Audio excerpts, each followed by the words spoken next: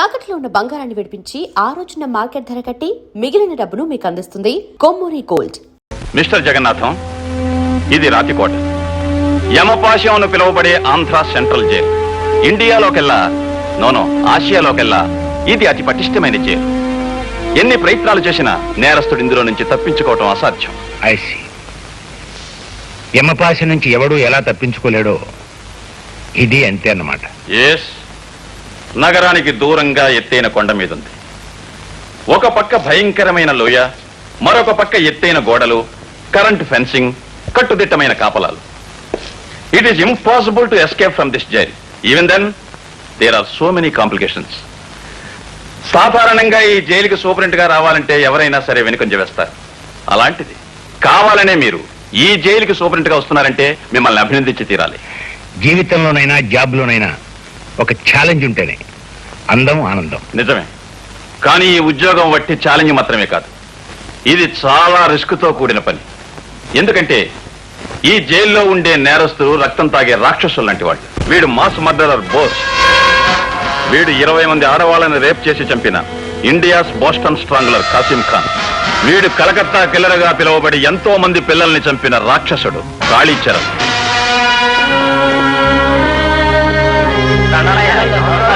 Good morning sir. Good morning. ఇక్కడ పరిస్థితుల్ని వాతావరణాన్ని పరిచయం చేసుకుందామని వచ్చాను. Please come sir, I will accompany you. ఏమిటి పరమేశ్వరరావు, జ్వరం వచ్చి ఎండలో పడుకునేవేమిటి? అమ్మా, నీకు జ్వరం పూర్తిగా తగ్గిపోయిందయ్యా. తగ్గిపోయిందనని అన్నం తెచ్చుకు తినేవు. నిన్నట్లానే పాలు రొట్టి తెచ్చుకు తిను. పో లోపల పో.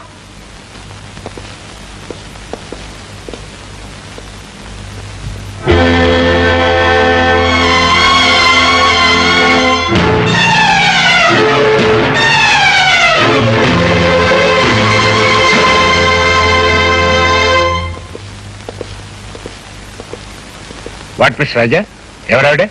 ఈ రాక్షసు లాంటి మనుషుల మధ్య ఆవిడకేం పని? ఆవిడికి జైలుతో 20 ఏళ్ల అనుబంధం ఉంది సార్. బాధల్లో ఉన్న మనుషులంటే చాలా జాలి. కన్న తల్లిలా ఖైదీల కష్ట సుఖాలు కనుక్కుంటూ ఉంటుంది.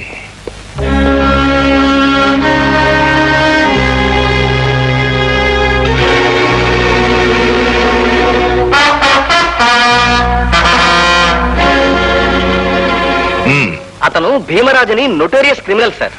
పేరు విన్నాను. ఇతనే కదూ పెద్ద పెద్ద పాలిటీషియన్స్ తో సంబంధం ఉన్న దాదా? Yes sir. రాజకీయపరమైన హత్యలకు, గూడు పుటానీలకు వీడికి వేలు లక్షలు సొమ్మిచ్చి ఎంతో మంది ఉపయోగించుకుంటారు సార్. జాలి, దయ, దాక్షిణ్యం ఏమాత్రం లేని కర్కోటకుడు సార్ వీడు. వీడు ఇక్కడ ఉండటం మూలంగా పాపం ఎంతమంది రాజకీయ నాయకులు ఇబ్బంది పడుతున్నారో. చక్కటి సార్, ఇవాళ మన కార్యక్రమాలు ఏంటి?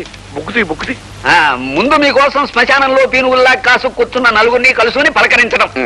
ఆ తర్వాత మధ్యాహ్నం లంచగొండి మంత్రి గారింటో లంచి. సాయంత్రం 4 గంటలకి కత్తెర పని. కత్తిరి పని? అదేనండి కత్తెర పని. కత్తిరి పని నేసేటయ్యా?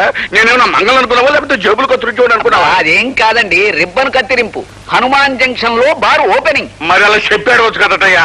అసహ్యంగా కత్తిరి పని అంత పెట్టి తర్వాత సాయంత్రం 6 గంటలకి తాపీ పని. అదేనండి అనాథ శరణాలయం పునాది రాయి మీద ఇంత సిమెంట్ కొట్టడం. ఇదిగో నలుగురు ఉండగా కత్తిరి పని తాపీ పని కదయ్యా, బాగోదు. అలాగే సార్, అలాగే.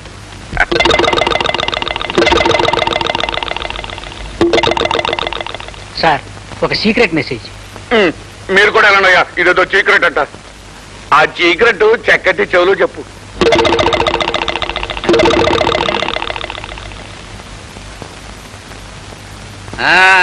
అయ్యా, మనం జైల్లో మనం జైలేటి పొరపాటు జైలు సూపరింటెండెంట్ గా వేయించిన జగన్నాథం గారి దగ్గర నుంచి మెసేజ్. ఏటాడు సూపరింటెండెంట్? ఆ దేవరాజు గారిని జైలు నుంచి బయటకు పంపి ఏర్పాటు చేశాట. ఆయన ఆఫీసర్ గా ఛార్జ్ తీసుకున్నారట. ఆ భీమరాజు గారిని చూశారట. త్వరలోనే తప్పించే పథకం వేస్తారట. ఆ సూపరింటెండెంట్ గారు తొందరలోనే పథకం వేసి ఆ భీమరాజు గారిని జైల్లోంచి బయటకు పంపేయాలా? ఈడు బయటకు వచ్చి బలంగా ఉన్న మన యశపతి నాయకుడిని చంపేయాలా? అప్పుడు చూడు చక్కటి, ఇక మనం ఎలక్షన్లో సునాయాసంగా గెలిచినట్టే. రాత్రి కోడి కూరతో పాటు ఒక క్వార్టర్ బాటిల్ కూడా కొట్టుకొచ్చాయి. చొక్క పెడితే ముక్క మరింత రుచిగా ఉంటుంది. అలాగే గురు.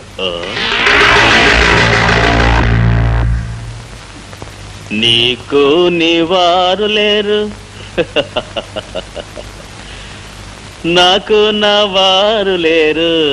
లలలా చల్ మోహన రంగా రేయ్ అగ్గి పెట్టుందా ఎవ్వరా?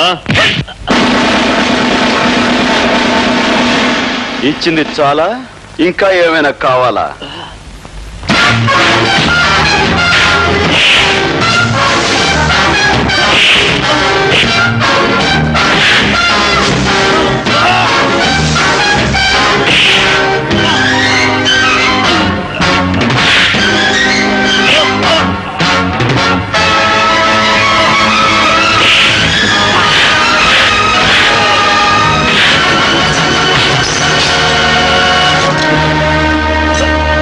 బయట ప్రపంచంలో నువ్వు పెద్ద పులివి కావచ్చు, సింహానివి కావచ్చు, కానీ ఇక్కడ మాత్రం నువ్వు ఒక కుక్కవి. పొరపాటుగాను పొగరుగాను ప్రవర్తించావంటే నీ రక్తం కళ్ళ చూస్తాను. జాగ్రత్త. జాగ్రత్తగా ఉండవలసింది వాళ్ళు కాదు మిస్టర్ గోపి, బాధ్యత గల ఆఫీసర్లమైన మనం. అధికారం అవకాశం చేతిలో ఉన్నాయి కదా అని ఒళ్ళుపై తెలియని కోపంతో ఖైదీలను కొట్టి గాయపరచడం చాలా పొరపాటు. అతను పొగరుగాను పొరపాటుగాను ప్రవర్తిస్తే నోరు మూసుకుని కూర్చోమంటారా? రూల్స్ ప్రకారం పై అధికారులకు రిపోర్ట్ ఇవ్వాలి. సార్, మీ తల్లిని గాని మీ చెల్లిని గాని ఎవరైనా మీ కళ్ళ ముందే అవమానపరిస్తే ఆగి రూల్స్ ప్రకారం కంప్లైంట్ ఇస్తారా, లేక అక్కడికక్కడే అతనికి బుద్ధి చెప్తారా? ఏమిటి నువ్వు అనేది? అవును సార్, తల్లిని చెల్లిని ఎవరో పరాయవాడు మాట అంటే నోరు మూసుకుని ఊరుకునేవాడు పౌరుషం ఉన్న మగాడు కాదు. అంటే ఆ శారదమ్మ మా అమ్మ. నేను నీకు అమ్మని గనక నువ్వు నన్ను గౌరవంగా అభిమానంగా చూస్తున్నావని అందరూ అలాగే చూడాలని ఎక్కడుందిరా? అదే మాటమ్మా, నువ్వు నన్ను ఎలా చూసుకుంటున్నావో ఆ జైల్లో ఉన్న ప్రతి దొంగ విధవని అలాగే చూసుకుంటున్నావు కదా. అయినా వాళ్ళకి మంచి మర్యాద. ఇదిగో నువ్వు అసలు ఏం పని చేయకు, అలా పెట్టు. అవును, ఏం చెప్తున్నాను? ఎప్పుడో నా చిన్నప్పుడు ఏదో పని చేసావంటే అర్థం ఉంది. ఇప్పుడు నేను ఇంత పెద్ద ఆఫీసర్ అయ్యాను కదా, ఇప్పుడు కూడా ఆ జైల్లో ఉన్న దొంగ విధవుల గురించి. నీకు అలవాటు లేని పని ఎందుకురా? అలవాటు లేని పనులట. ఎన్ని గొప్ప గొప్ప పనులు చేస్తున్నాను. ఏమిట్రా నువ్వు చేస్తున్న గొప్ప గొప్ప పనులు? అక్కడ నేను ఒక మాటన వాడి బూజు దులిపిస్తానా? ఇదిగో ఇక్కడ ఇంటి బూజు దులుపుతాను. ఇంత చేసినా ఒక్క ముద్దు, నుదురు మీద ఒక్క ముద్దు ఇచ్చి, ఒరే గోపి ఇవాళ గ్రేట్ రా అంటే ఈ అల్పజీవి ఎంత సంతోషిస్తుంది. అబ్బే అదేమీ లేదు. పోమా, అసలు ఇండియాలో ఉన్న తల్లులందరూ ఇంతే. చేసిన పని గుర్తింపు ఉండదు కదా. ఒరే నాన్న, నిజంగా నువ్వేదైనా గొప్ప పని చేసి నేను తలెత్తి చూడాల్సినంత ఎత్తికి ఎదిగిపోయిన రోజున నువ్వు అడగక్కర్లేదురా. ముద్దైనా దీవెనైనా నేనే ఇస్తాను. సరే, చూస్తూ ఉండు.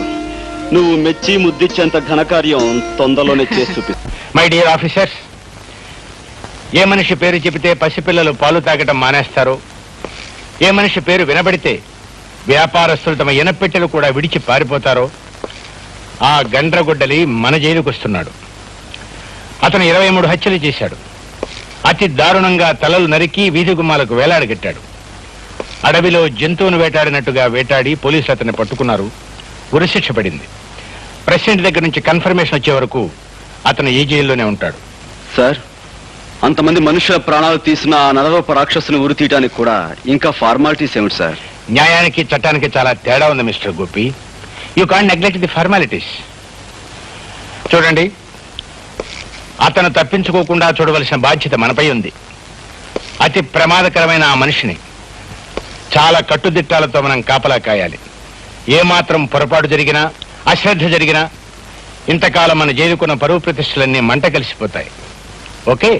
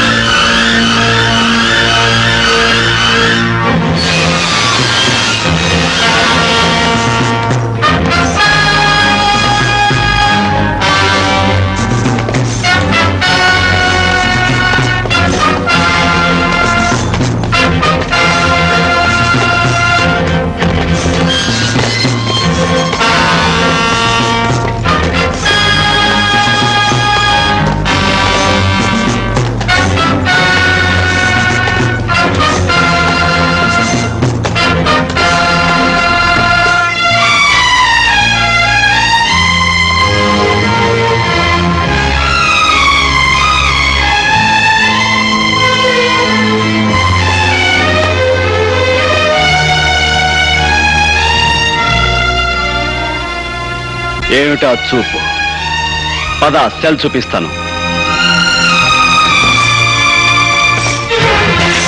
అడవిలో జంతువుల పొగరుగా నడిస్తే పడగలం, కాళ్ళకి చేతులకు సంకెళ్ళున్నాయని గుర్తుంచుకో. మో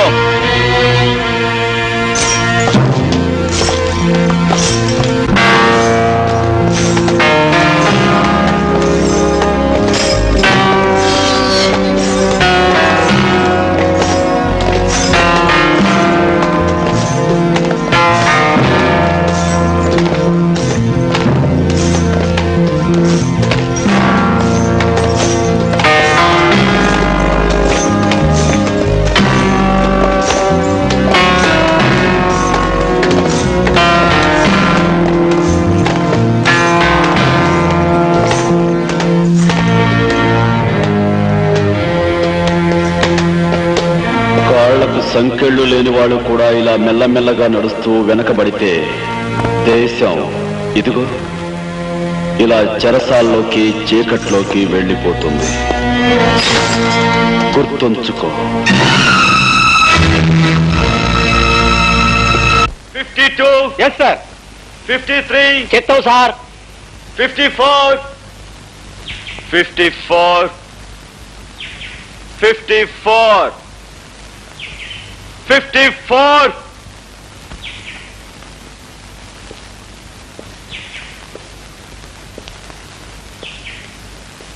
రాస్కెల్, 54 అని పిలుస్తుంటే వినిపించడం లేదా? నా యాల్ది వినిపిస్తుంది బే, కానీ ఎదవది నాకు 420 అనే ముక్క తప్ప వేరే ఇంగ్లీష్ మాట తెలియదే. నువ్వేం కూసావో నాకెట్టా తెలుస్తుంది?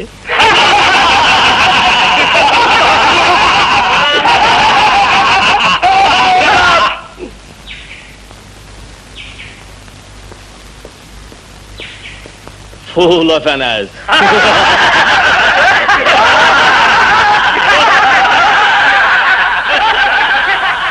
Look, mister, not only in jail, everywhere, whether it is hell or heaven, you have to maintain discipline. Otherwise, you'll be considered as an animal. Mind it. Animal?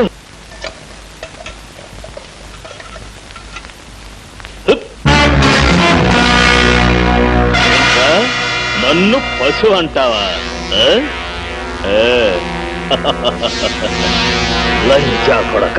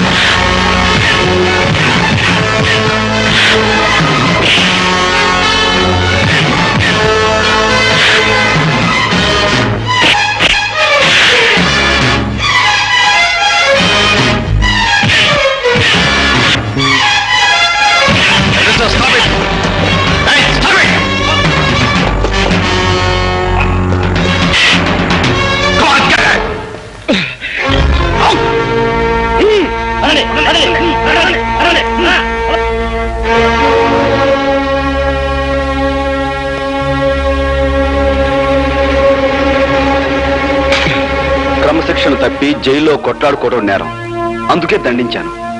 అతను పొగరుగాను పొరపాటుగాను ప్రవర్తిస్తే నోరు మూసుకుని కూర్చోవాలా? రూల్స్ ప్రకారం పై అధికారికి రిపోర్ట్ చేయాలి.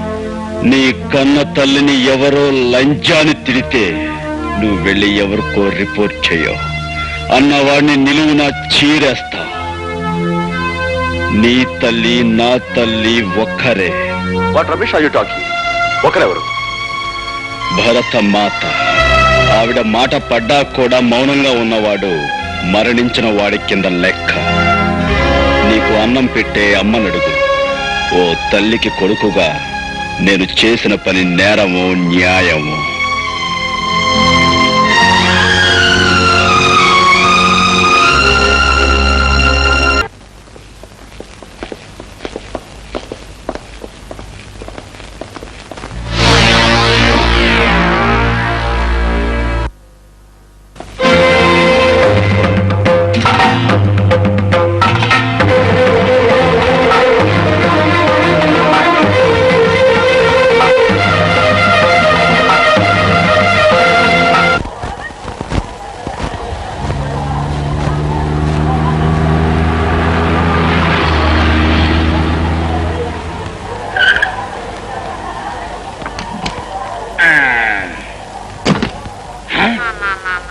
అవ్వా, ఇదెక్కడి దరిద్రమయ్యా!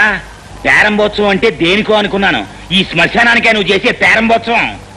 దండేసి ఫోటో తీస్తామంటే చాలు, సమాధులకి పునాదురాలు వేయడానికి, చివరికి పాడేలు మోయడానికి కూడా సిద్ధమైన. చాలా ఊరుకోవయ్యా.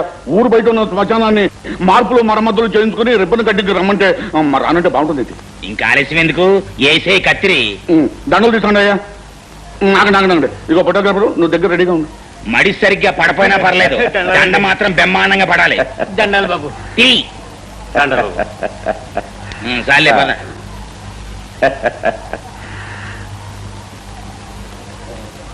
ఉండు. శుభం కానిచ్చేయి.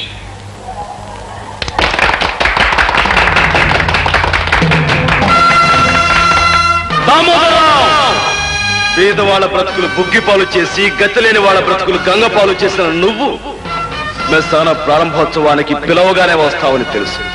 అందుకే ఈ ఏర్పాటు చేశాను. దీని ఆరంభం చేసిన నిన్ను ఇక్కడే అంతం చేస్తాను. ఎవిగో నీ సొమ్ము కాశపడి దారుణాలు చేసి నరహంతకులైన నీ తొత్తుల సమాధులు. ఇక ఈ 2 గోతులు నీకు అప్పుల పేరుతో రక్తం తాగే ఈ రాక్షసుడికి. ఒరే, శ్మశానానికి ప్రారంభం అనగానే నువ్వు ఇట్టాటిదేదో చేస్తావు నాకు తెలుసు. నేను సామాన్యుడు కాదు. నిన్ను పట్టి ఉరికమ్మ ఎక్కించడానికి చట్టాన్ని చుట్టూతో చుట్టబెట్టుకొచ్చాను చూడు. నన్ను ఊరికమ్మో ఎక్కించాలనుకునే నీ కోరిక తీరదు, కానీ నేను అంతం చేయాలనుకునే నా కోరిక మాత్రం తీరుతుంది.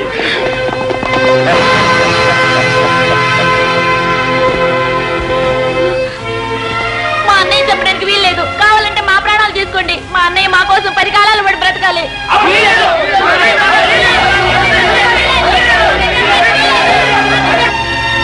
అలా పైపట్టు చూస్తారేటయ్యా, వెళ్ళి పట్టుకోండి. వాడు మాయమైపోయాడు సార్. మాయమైపోతాడు కాడేనా మంతకట్టేటయ్యా, ఎక్కడో దొంగలాగా పారిపోయి ఉంటాడు. ఇదంతా మీ అసమర్థతే.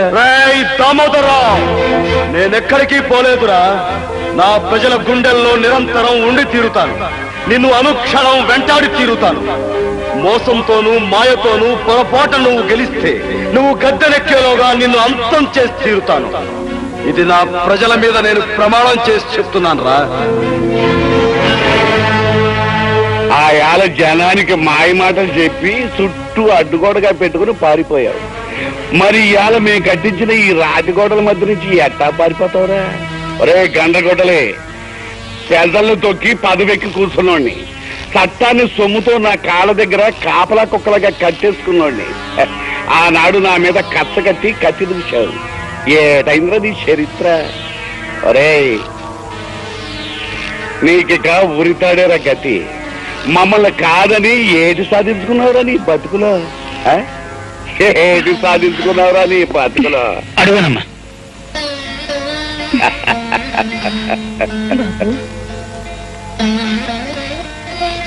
బాబు, ఇది నా కూతురు, నీ చెల్లి లాంటిది. నిన్ను చూడాలని, పుట్టబోయే బిడ్డకి నీ దేయంలు అందుకోవాలని పల్లె నుంచి ఇంత దూరం వచ్చింది బాబు. నిండు కడుపుతో ఇంత దూరం రావడం కష్టమేనా ఏం లేదు. గతుకుల రోడ్డు మీద బండిలో గడ్డేసి నీ కాడికి తీసుకొచ్చాను. రవంత చెయ్యేసి దీయించు బాబు. అన్నా, ఈ గడ్డ మీద కడుగట్టి నా బిడ్డ నీలాగే నీతి కోసం, నా పేద జాతి కోసం ప్రాణం పెట్టేవాడవ్వాలని దీవించన్నా. తల్లి కడుపులో వెచ్చగా కళ్ళు మూసుకుని పడుకున్న పసికోన ఏమని ఆశీర్వదించమంటావురా నన్ను? నువ్వు ఈ భూమి మీదకు వచ్చేసరికి, కళ్ళు విప్పేసరికి మా దేశం కాసింత మారుతుందని ఆశించమంటావా? అప్పుడు కన్నీళ్లుండని నీకు ఈ దేశం చిరునవ్వుతో స్వాగతం పలుకుతుందని ఆశీర్వదించమంటావా? అస్థి మూల పంజరాలు, ఆర్తరావ మందిరాలు, కదిలే జన శవాలు, ఇది నా దేశం, అందుకే ఆవేశం. నా పిలుపు ఏ దిగంతాలకు పయనించగలదు, ఏ గుండె కదిలేలా స్పృశించగలదు.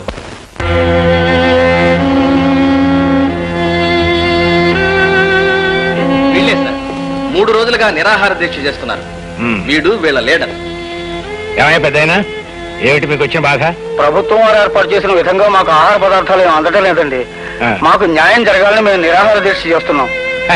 భలేవాడివయ్యా, అందుకని అన్నం మీద కూర్చుంటావా? మీ కష్టం సుఖం చూడటానికి కదా నేను ఇక్కడుంది. మీకు న్యాయం జరిగేటట్టు చూసే బాధ్యత నాది. పద రాబోయే అన్ని విషయాలు ఆఫీసులో మాట్లాడుకుందాం. లే లోపల పద.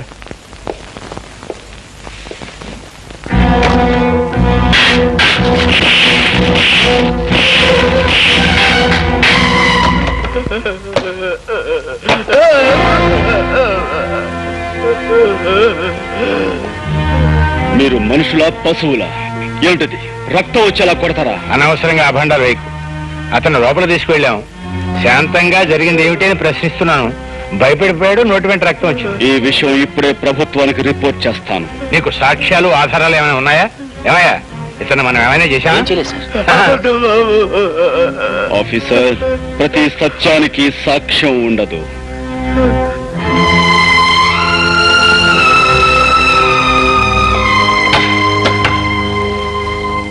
నువ్వు నీ అబ్బకే పుట్టావంటానికి సాక్ష్యం ఉందా ఆఫీసర్? ఇవ్వచ్చు అనుకోండి, కానీ పత్రికా విలేకరులు కూడా చూశారు కదా. నువ్వు ఒప్పుకుంటే నేను ఒప్పుకోను కదా. గోపి, నీ మాటలను బట్టి చూస్తుంటే నన్ను ఎలాగైనా బజారు కొలాగాలనుకుంటున్నావని అర్థమవుతోంది. నేను నీకేం అన్యాయం చేశాను? మీరు అన్యాయం చేసి నాకు కాదు, అదిగో అటు చూడండి. ప్రపంచంలో ప్రతి ప్రాణిని ప్రేమగా మమతగా చూసుకునే ఆ కరుణామూర్తికి నువ్వు అన్యాయం చేశావు. 20 సంవత్సరాల క్రితం చట్టానికి ప్రతినిధిగా ఒక పల్లెటూళ్ళలో నువ్వు పనిచేస్తున్నప్పుడు దీనంగా నీ ముందుకి స్త్రీ వచ్చింది. మోదుబర్ల దౌర్జన్యం నీతో చెప్పుకుని న్యాయం చెయ్యమని, తనను కాపాడమని కన్నీళ్లు పెట్టుకుంది. కానీ డబ్బున్న వాళ్ళ కమ్ముడు పోయిన నువ్వు సాక్ష్యం లేదు, రుజువు లేదు, ఆధారం లేదంటూ ఆమెను నిర్లక్ష్యం చేసావు. ఆనాడు నువ్వు చేసిన నిర్లక్ష్యమే ఒక నిండు కుటుంబాన్ని సర్వనాశనం చేసింది. ఆమెని వీధిని పడేలా చేసింది. నేను ఎక్కడో ఎప్పుడో సబ్ ఇన్స్పెక్టర్ గా ఉన్నప్పుడు 1,00,000 కేసులు పెంచుంటాయి. ఇవన్నీ ఎక్కడ గుర్తుంటాయి? మిస్టర్ జగన్నాథం, నేను చెప్తున్నా నా తల్లి గురించి.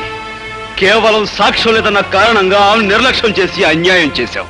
అందుకు ఇప్పుడు నువ్వు ఆమెకు క్షమాపణ చెప్పుకోవాలి. చెప్పకపోతే నీ కూతురు మీద కేసు వేస్తాను, కోర్టుకు లాగు. బాబు, ఏమిట్రా ఇది? ఆయన నీ పై అధికారి. ఆయనతో నువ్వు ఇలా ఘర్షణ పెట్టుకుంటే ఎలా? అమ్మా, ఈయన పై అధికారే కావచ్చు, ప్రెసిడెంట్ ఆఫ్ యునైటెడ్ స్టేట్స్ కావచ్చు, కానీ ఇక్కడ అన్యాయం జరిగింది నా తల్లికి. బ్రహ్మరుద్రాలు దిగొచ్చినా సరే ఈయన క్షమాపణ చెప్పుకుని తీరాలి.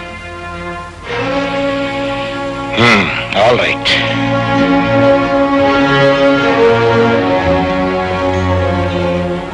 మీకు మీ కుటుంబానికి జరిగిన అన్యాయానికి నన్ను క్షమించమ్మా. Sir,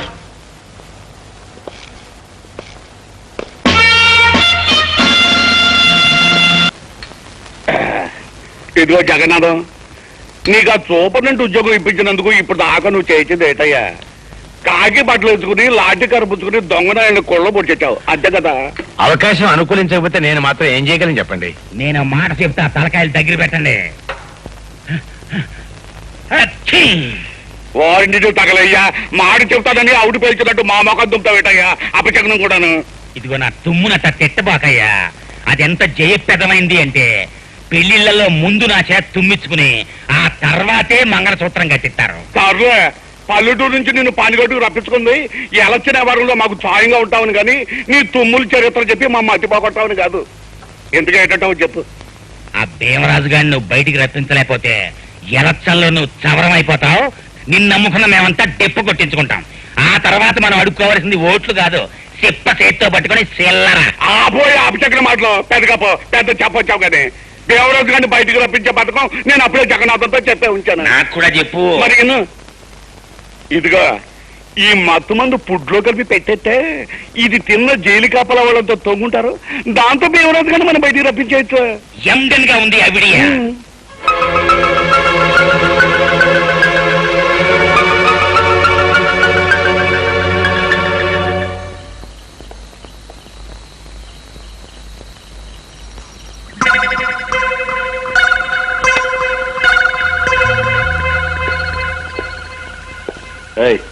sentry Venkatrao, Ramamurthy, Ramamurthy.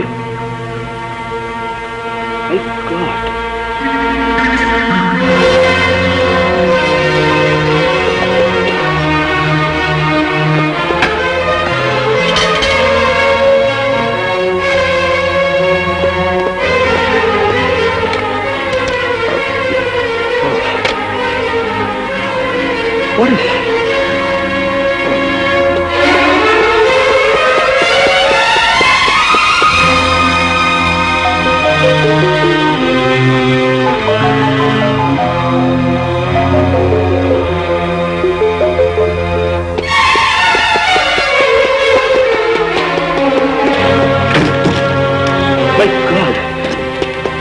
ఈ జైల్లో ఏదో కుట్ర జరగబోతుంది. ఏమిటో అర్థం కావటం లేదు. అక్కడక్కడ సెంట్రల్ ఎక్స్ప్రెస్ కూడా ఉంది. అందుకే మన స్టాఫ్ అంతా అలర్ట్ గా ఉండమన్నా.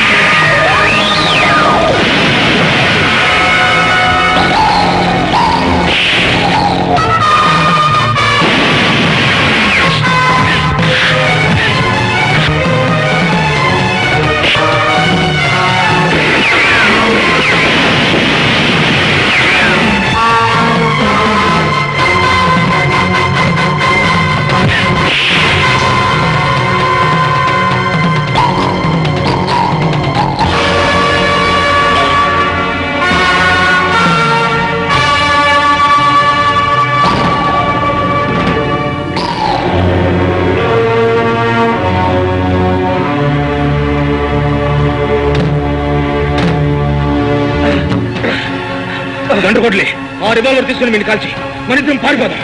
గంటకోట్లే వీడు బయటికి వెళ్తే మళ్ళీ ఘోరాలు తగ్గుతాయి. ఆ రివాల్వర్ ఇవ్వు.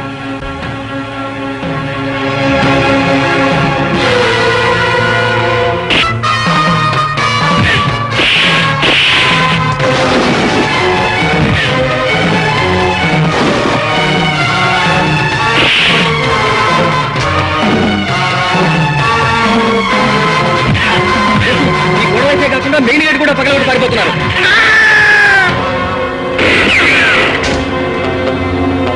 గంటకోట్లే ఇంత దాడి జరగడానికి కారణం ఆ భీమరాజే. వాడు తప్పించిపోవడానికి వీల్లేదు. మిగిలిన వారి విషయం నేను చూసుకుంటాను. నువ్వు మాత్రం ఆ భీమరాజు విషయం చూడు. అవసరమైతే వాడిని కాల్చేని చంపు, అంతేగాని వాడిని తప్పించుకుపోలేవుకో. ఇదిగోడి బాబా రాజా.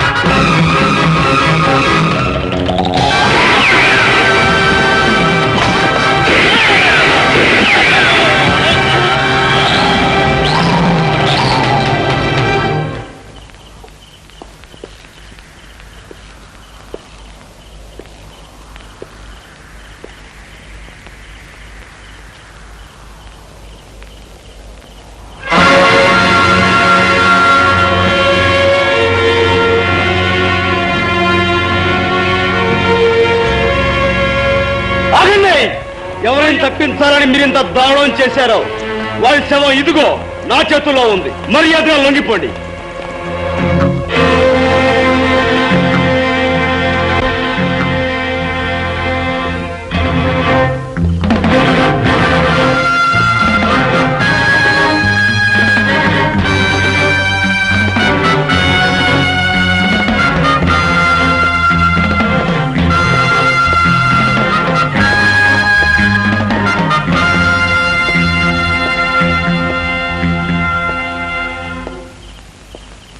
Thank you. ఆ పిస్టల్ ఇవ్వు.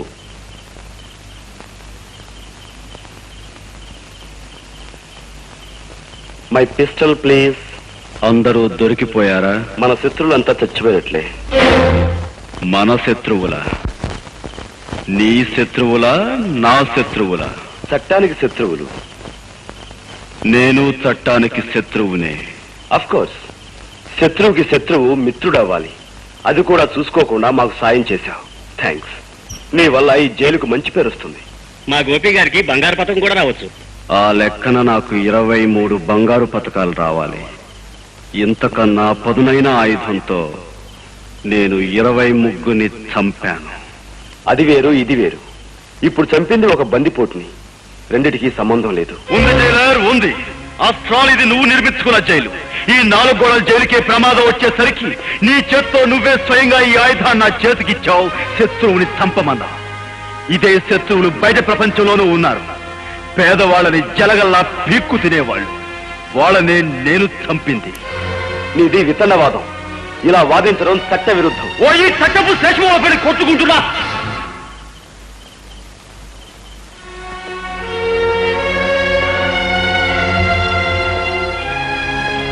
నీ విచక్షణ జ్ఞానం మీద నాకు నమ్మకం ఉంది.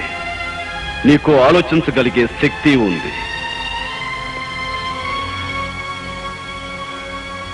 ఓ భారతదేశ పౌరుడా, ఆలోచించు. చట్టం పరిధిలో ఒక దుర్మార్గుని చంపినందుకు బంగారు పథకం, న్యాయం పరిధిలో కొందరు దుర్మార్గుల్ని చంపినందుకు ఉరి శిక్ష. రెంటిలో ఏది సరైనదో ఆలోచించు.